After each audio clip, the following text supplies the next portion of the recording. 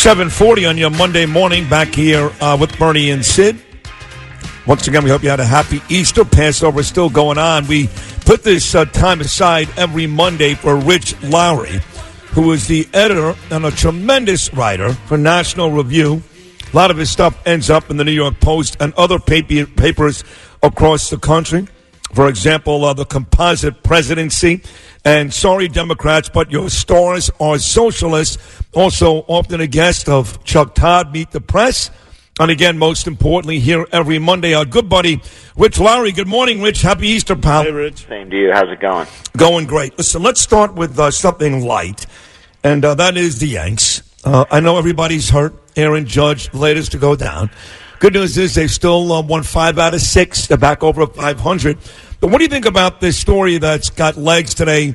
The Yankees have decided to stop playing Kate Smith's rendition of God Bless America, a tradition in the Bronx, during the 7th inning stretch, because they say that when she was singing songs back in the 30s, a bunch of her songs contained racist language. No more Kate Smith in the Bronx, and Billy with the Flyers. What are your thoughts on that? Horrifying. And if I could have just picked the 2 least politically correct franchises and 2 most traditional, I would probably go with Yankees and Flyers. I mean, they'd at least be up there, and that they are going with this PC nonsense. Really kind of the hunting down of witches. If anyone said any word that wouldn't be approved in 21st century America, they have to be erased from our public life. It's really appalling and completely disgusting. Especially in an era, by the way, where a lot of these very popular hip-hop stars, rap stars, they throw the N-word around, which, like you and I, say love. Yeah, no, of course. But this is probably the worst Yankee move since the Jay Buhner trade. No doubt about it. Are you starting a petition, bring back Kate Smith, Rich? Well, our publisher, who used to be sell concessions at Yankee Stadium as a kid, has just been apoplectic about this. I mean, he's written the most hair-raising, hateful pieces directed to the Yankees over this. But he was the youngest guy on the totem pole, so he tells stories of selling shrimp, getting the shrimp rolls or the ice cream, and during the early April night games when everyone's freezing to death. So let's get to some of the serious stuff that Sid alluded to. Listen, right after after Barr wrote that summary when he got the Mueller report, you wrote that in retrospect, Trump was acting in an innocent way, but a typically over-the-top, combative, innocent way. And I guess you still stand by that? Yeah, I think that was at least the original reason he hated the investigation, and clearly was the reason why he fired James Comey, because Comey just wouldn't say he wasn't under investigation.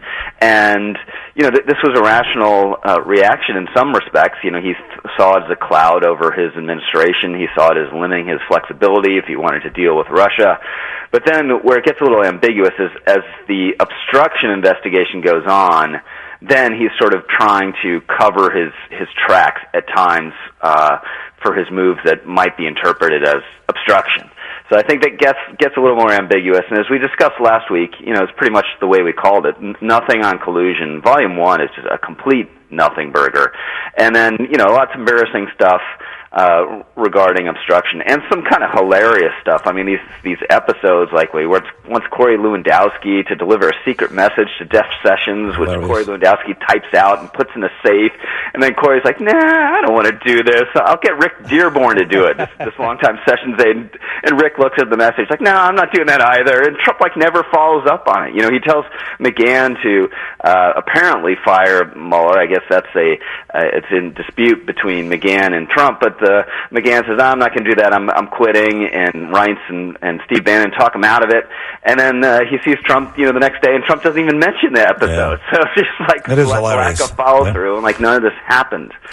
But the fact is, if these guys had done what he wanted them to do, not the fact, I shouldn't say that. What the report says is that if these guys had done what he wanted them to do, he would have been guilty of obstruction. Now, the argument was going to be, well, I'm an innocent man and I'm trying to clear my name, and that may have been his way out. But in the end, if they had done what he wanted them to do, he would have been guilty of obstruction. Yes or no? He certainly would have been in more trouble. Now, what they would argue, you fire Mueller, and it's not as though the investigation ends unless you completely shut it down.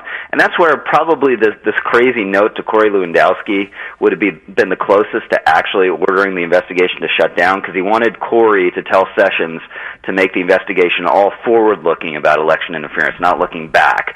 So that really would have shut down what they were doing. But nothing came of it. It's a little bit like when Nixon near the end was raging to Henry Kissinger all the time. It was like, Henry, we need to bomb Cambodia into the Stone Age, tomorrow, and Henry would take, notes assiduously, and then of course do nothing about it, and then Nixon wouldn't mention it the next morning. So is Nixon guilty of a war crime, by saying that out loud? Right. And that's where a lot of this stuff is. Kind of like the movie The Minority Report with Tom Cruise. They started arresting people for thoughts in their head without action.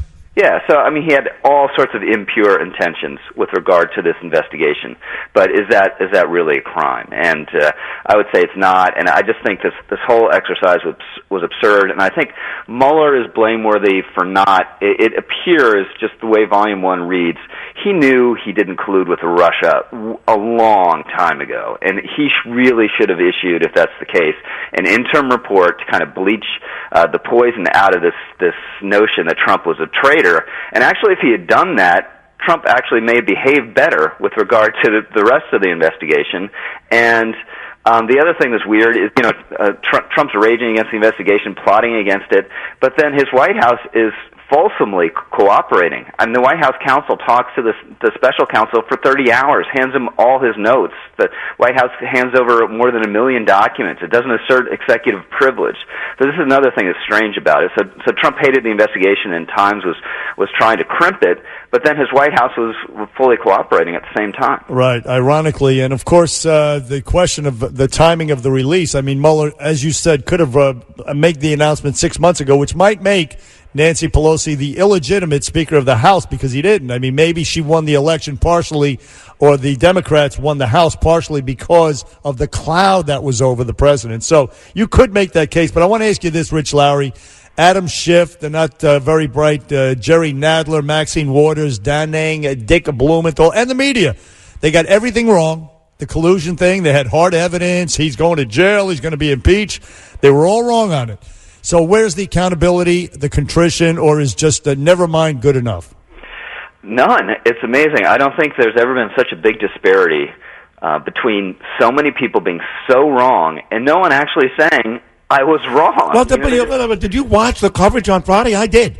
I watched MSNBC. I watched CNN. They don't think they're wrong. No. They are convinced that Donald Trump tried to commit obstruction. They're not wrong. But collusion, though. No, obstruction, not collusion. Yeah, obstruction. They've all moved on to obstruction. Right. But they're all obsessed with collusion, and they told us the darkest things were going to be discovered on collusion. And I said a lot during this whole episode. I think that there wasn't collusion. I think that's preposterous. I might be wrong. Maybe there's a bombshell. And if there wasn't a bombshell, I'd be telling you guys right now, I was wrong. Right. I don't know why those couple words are so hard for everyone else. I guess. And by the way, it's not just the Democrats. Did you see Mitt Romney's tweet over the weekend?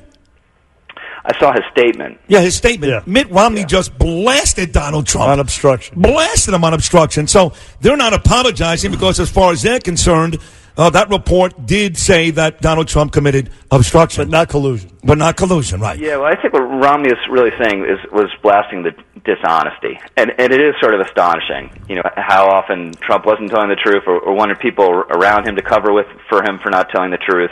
But that's a moral indictment. It's not a legal indictment. And sadly, it's not something that's new to anyone. Right, especially with Donald Trump.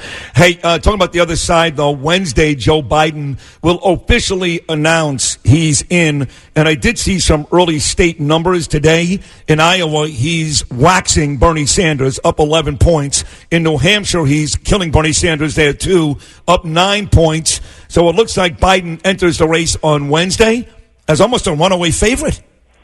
Well, definitely the poll leader with separation from the rest of the field.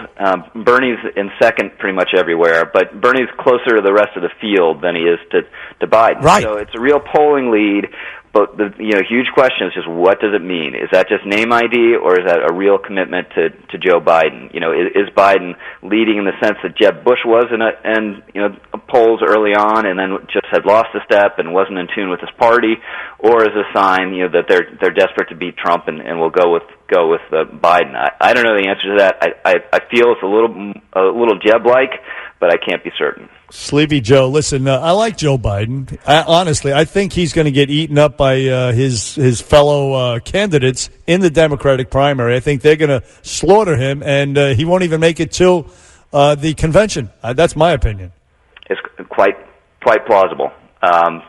But he's banking on the fact that there are a lot of Democrats out there who aren't on Twitter. They aren't on woke. They're kind of traditional Democrats who haven't gone crazy. Gone crazy. Unwoke. I love it. All right, Rich, head down to the batting cage at some point this morning, because if this continues, Yankees may need you. I would strain an oblique in my first swing. So. Very good. Rich Lowry, as always, terrific job, buddy. Keep up the great work on the Nat Review. Thank you so much. All right. Rich Lowry here every Monday at 7:40. We'll take a short break talking about strained oblique muscles and a must-win for the Brooklyn Nets tomorrow night. The Blitz is next.